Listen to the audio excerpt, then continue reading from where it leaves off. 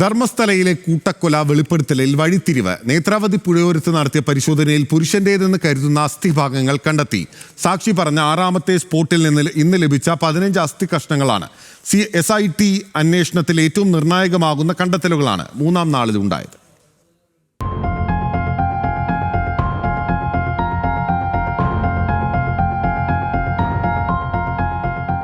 പീഡനത്തിനിരയായി കൊല്ലപ്പെട്ട 100ലേറെ പേരുടെ മൃതദേഹങ്ങൾ നേത്രാവതി പുഴയോരത്തെ വനഭൂമിയിൽ കുഴിച്ചിട്ടിട്ടുണ്ട് എന്ന ധർമ്മസ്ഥല ക്ഷേത്രത്തിലെ മുൻ ശുചീകരണ തൊഴിലാളിയുടെ വെളിപ്പെടുത്തലിന്റെ പശ്ചാത്തലത്തിലാണ് പ്രത്യേക സംഘം അന്വേഷണം ആരംഭിച്ചത്. 2 ദിവസം 5 സ്ഥലങ്ങളിൽ കുഴിയെടുത്ത് പരിശോധന നടത്തിയെങ്കിലും ഒന്നും കണ്ടെത്താനായില്ല. ഒടുവിൽ 3ാം നാൾ 6ാം പോയിന്റിലെ ആദ്യ പരിശോധനയിൽ തന്നെ അസ്ഥികൂട ഭാഗങ്ങൾ കണ്ടെത്തി. 2.5 അടി കുഴിച്ചപ്പോഴാണ് ചിന്നിച്ചിതറിയ അസ്ഥിഭാഗങ്ങൾ ലഭിച്ചത്. ഉടൻ ഫോറൻസിക് സംഘം അസ്ഥിഭാഗവും മണ്ണും ശേഖരിച്ചു.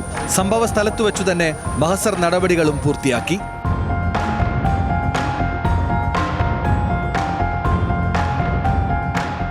അസ്ഥി പുരുഷന്റേതാണെന്ന് സ്ഥിരീകരിച്ചുവെങ്കിലും പ്രായം, പഴക്കം തുടങ്ങിയ കാര്യങ്ങളിൽ വ്യക്തത വന്നിട്ടില്ല.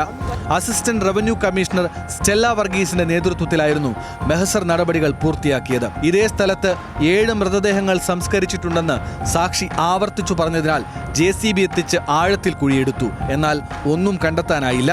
അതിനിടെ നേത്രാവതി പുഴയിൽ ചാടി മരിക്കുന്ന അവകാശികളില്ലാത്ത മൃതദേഹങ്ങൾ പുഴക്കരയിൽ കുഴിച്ചിടാറുണ്ടെന്ന അവകാശവാദവുമായി ധർമ്മസ്ഥല ഗ്രാമപഞ്ചായത്ത് അധികൃതർ രംഗത്തെത്തി. കൃത്യമായ പരിശോധനയ്ക്ക് ശേഷം മാത്രം തുടർ നടപടികൾ സ്വീകരിക്കാനാണ് അന്വേഷണ സംഘത്തിന്റെ തീരുമാനം. രാജ്യം മുഴുവൻ ഉറ്റുനോക്കിയ ഒരിടം ധർമ്മസ്ഥല. 100ലേറെ മൃതദേഹങ്ങൾ കുഴിച്ചിട്ടുണ്ട് എന്ന വിവാദ വെളിപ്പെടുത്തൽ. അതിനു പിന്നാലെ ഒരു പ്രത്യേക അന്വേഷണ സംഘം. ആദ്യത്തെ 2 ദിവസത്തെ ആകാംക്ഷാപൂർവ്വമുള്ള നോട്ടത്തിൽ ഒന്നും ലഭിച്ചില്ല. എന്നാൽ 3ാം ദിവസം സാക്ഷി കാണിച്ചു കൊടുത്ത അതേ സ്ഥലത്തു നിന്നും അസ്ഥികൂടങ്ങൾ കണ്ടെത്തുന്നു.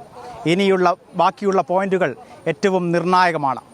ആഴത്തിൽ കുഴിച്ചുള്ള പരിശോധന തുടരാൻ തന്നെയാണ് പ്രത്യേക അന്വേഷണ സംഘത്തിൻ്റെ തീരുമാനം.